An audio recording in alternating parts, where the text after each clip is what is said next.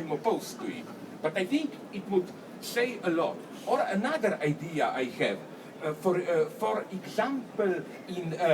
example, no more serious one. If you know Puccini's Turandot, you know Puccini, the favorite composer of the Nazis. This is strictly false that Wagner was the favorite. The favorite composers of the Nazis in opera were Verdi and Puccini. Look at the statistics I did.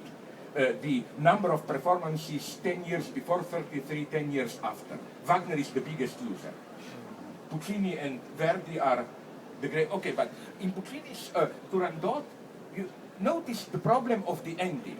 The most tragic, authentic moment, the Sklavin Liu dies. And then it's nothing. That Kalav, that idiot, just goes on. Okay, you are dead, let me go on. I mean, it's obvious that another ending is needed. Not to go too far, to stop. My nastiest idea is to stage differently, and I'm already in contact with some people, to stage differently Tosca. You remember the end scene? Cavaradossi says to Tosca, okay, they will shoot me, but don't worry, it's just fake, no? And then they really shoot him. What I would have done is this. It's the same scene as we know it. Cavaradossi falls, Tosca shouts, oh Mario, Mario, all that, are you dead? And then she cries, and then after some 10 seconds, Cavaradossi stands up and says, haha, I was just kidding that I'm dead, no, I'm really alive, and so on. And they embrace. It would much better fit the music, even, that you find. So I have this, and my big thing, I hope you'll appreciate it, would be Antigone. I have a problem with Antigone. I think one should do with Antigone what Brecht did with Ja-Sager, Nein-Sager, Ja-Sager's wife. 3 versions. The first version is the Sophocles version. We know the story. The focus is on the great dialogue Antigone-Creon. Creon imposes his will, no funeral, blah, blah. In my second version, at that point, in the middle, it's a different turn of the story. Antigone convinces Creon to allow the burial, and what happened is what Creon, who is quite a rational guy, I was always on Creon's side, predicted. Because the city just emerged from a civil war, the civil war explodes again, the whole of Thebes is in ruins, and in my last scene of the second version, we would have Antigone walking around, all around her fire corpses, and she shouting these famous lines, but I was created for love, not for war. Well, fuck you, you did this with your stupid demand, no? My third version, a Stalinist one, favor.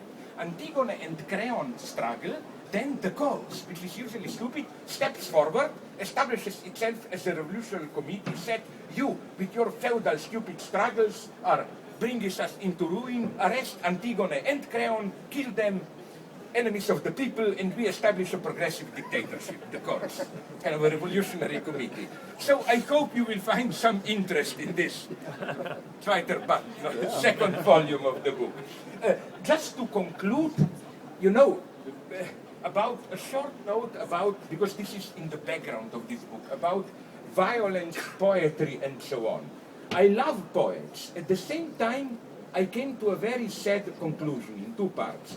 First one, I hope you noticed that ohne Poesie keine ethnische Säuberung. No? Behind every ethnic cleansing, if you look closely, there is a poet. It's easy to make fun of Karadzic. But, you know, I have an evil memory. I know that Karadzic was quite celebrated, taken very seriously as a poet, even in my country, Slovenia, before. Now, I'm not dismissing poetry here. I'm just trying to establish what brings some poets to play this role, and you find it everywhere. In Rwanda, I discovered. There was a poet there who was cooking up ethnic cleansing of Tutsis for a long time. Okay, so my idea is to apply Walter Benjamin here, and my starting point is what Elfriede Jelinek, who I don't like too much, but she said something wonderful. She said that language in itself, in its nature, is lying, and that in order to, one should torture language in order to make it tell the truth.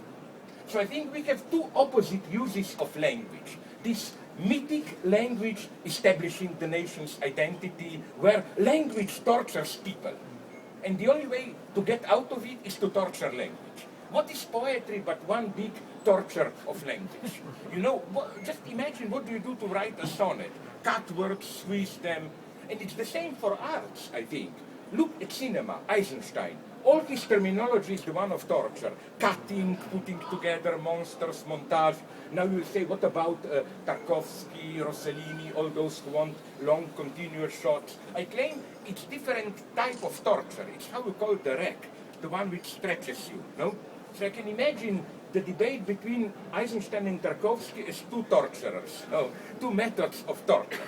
No, I think this, again, the point is quite serious, which bothers me here. You know in what sense? You cannot say these were bad poets, the one who were objectively justifying ethnic cleansing and so on. No, you have to admit honestly they are authentic poets. And you also cannot say they were just misused. No, there is something in it which offers itself to us. How to fight this, how to think relationship between language, poetry, and so on and so on.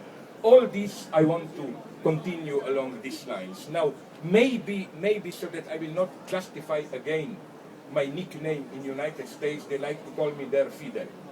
You know why? Not politically, but you know, Fidel Castro comes, 10 minutes, comrades, and then if you are lucky, it's only 4 hours. No. So, thanks very much for your patience. As you can see, the work goes on. Thank you very much.